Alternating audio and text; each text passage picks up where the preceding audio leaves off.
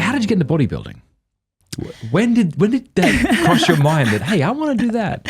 First of all, what is bodybuilding, and how did you decide to get into it? Yeah, see, I'm redefining bodybuilding in a way, but bodybuilding would be the spectator sport of conditioning the body and trying to get your body to like this absolute apex of perfection when it comes to the balance of muscularity, symmetry, and leanness, and then to step on a stage and to ask a panel of judges to judge you against everyone else to see who would be the clear winner. It's great vanity. I love it, right? It's so ego driven, but it doesn't have to be that way, because I remember a seminarian telling me that he was watching this bodybuilding contest and he was just judging. This is in his own words. I was just sitting there, just slinging judgments at these people. And then the guy who won said, I want to thank my Lord and Savior, Jesus Christ, and then the seminarian was like, shame on me. So it doesn't have to be that. There's a lot of bodybuilders who are actually very much spiritually connected. A lot of conservatives as well, so it's a very surprising world in many ways. And it doesn't have to be wrapped up in lust. I think that just the way our culture is and the way that fitness has been getting hypersexual, of course, with social media. And there can be the outwards appearance because of the fact that you're stepping on a stage. You have very little clothes on. You're showing off your body. That can be seen as lustfulness. And that's what a lot of people who have found my channel by way of the Catholic, streams, they come to my other channel and the first video they see is me in a bikini, posing on bodies oh, you're so immodest. Oh, Lord, what is going on? Excuse me. But I'm just kind of well, that's not what it is at all, right? It's not hooked up in that. And I don't see the human body. So when you talk about bodybuilding, to me, with all this studying that I've done of the body, I just see it as I hate the word perfecting, but just taking this creation and how can we bring it to the absolute apex of what it can be for us individually and genetically, right?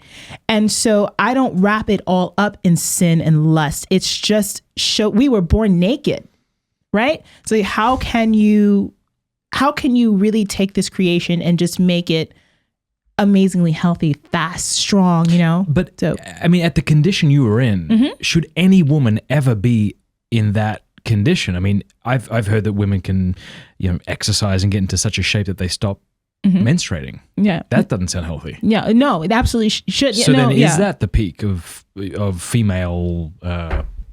It's not, and that's why me rebranding my channel as Redefining Bodybuilding has been important, because the stage is a fleeting thing. No one can hold that condition, man or woman. When you're on that stage, it's only for a short amount of time that you can actually hold that peak conditioning before it just goes all downhill from there, right? You train for weeks and months and years to reach this 10-minute block of time in your life where you'll look like that and then it's over. So for women, it's not healthy. It's not natural at all, because once our body fat starts to go down to a certain level, you stop menstruating. Your hormones get thrown off. All things, really bad things can happen and have happened to plenty of women in the sport. So it's not something that should be done all the time. I mean, if you decide to compete, you really have to think about the ramifications of what you're doing to your body, how you're doing it, whether you have the genetic capacity. Because just like there are basketball players, football players, musicians, great minds who are gifted to be able to do those things, not everyone can sit at a piano and be Beethoven, right? But, and it's the same thing with bodybuilding. Not everyone can, just because you go to a gym and work out, doesn't mean that you will ever be able to step on an Olympia stage or a pro level stage. That's genetics at work. Now, of course, we know there's some steroids in there for some people, but a lot of people. Does testing catch all of that? Testing what? Ain't no testing. There's no testing in bodybuilding? Okay. There's testing in the natural organizations, all right? But the truth of the matter is the biggest organization in the world is the IFBB, which is my federation, and their amateur level is the NPC. And the reason why they're so big is because back in the day when bodybuilding started to become a thing, okay, Eugene Sandow is the father of modern bodybuilding. And the International Federation of Bodybuilding one of his first shows was that was the federation that they created, right? And so that federation grew and became popular because it was the only thing that was out there. And then when the media started coming in with, you had the Weeders with the all the magazines, Muscle and Fitness, Her Shape, all of these, Flex.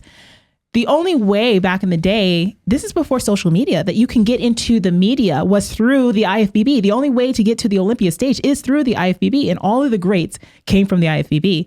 So this is not a tested organization, though. Okay. They tried to do it at some point when they wanted to have it go through the Olympics. That obviously failed miserably. And that's why bodybuilding has never made it to the Olympic level. They tried to get it in, but they couldn't get it with all the This tests. is all news to me. This is probably like secondhand. You know this stuff in and out, but I didn't know that. Yeah, that totally. Makes sense. So in that respect, there is no testing, because if they tried to test people in that specific organization, everybody would fail. That's not what winning shows. Wow. So my dichotomy as a professional is like, okay, I don't want to do all that stuff. I didn't get into bodybuilding for the drugs. How did I get into this sport? So you asked that question. So I used to watch television. Now this is going to date me. So when I used to watch TV, and back in the day, okay, around like the Saturday morning cartoons would go off, they would show bodybuilding on TV. Like I was like, maybe 5 or so, 4 or 5, maybe younger. And then I'm seeing like, I'm watching, I don't know, Looney Tunes, and all of a sudden you start seeing these people with these muscles, and I was just like, wow, that's so crazy.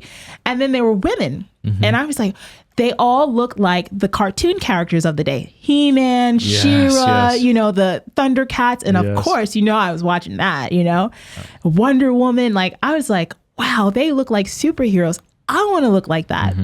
So as I started getting older, I started to watch, I found out that there were different divisions.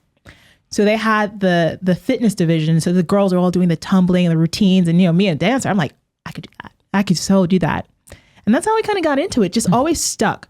I would stay up really late at night and wake up super early in the morning and watch these fitness shows on ESPN. They were like working out on the beach. I was like, I want to do that. So fitness has always been that undercurrent in my life. So when I got into it, it was just natural. It was just something that I felt like I was called to do, quote unquote. And so that's how I got into it. And I never got into it because I wanted to be a mass monster on all these drugs and doing all these steroids and all these things. And when I was faced with, okay, you made it to the Olympia, all right? And it's probably your lucky shot because of the fact that your division was new and they were looking for a softer look. They wanted the girls to look more natural. So that's great. You had a great shot. But now this is the direction it's going. Mass monsters, more size, more dryness, more conditioning. You got to take this drug, this drug, this drug. And I was like, yeah, okay, I'm out. So that's why I stepped away. But like, what kind of studies have been done on the consequences of these drugs?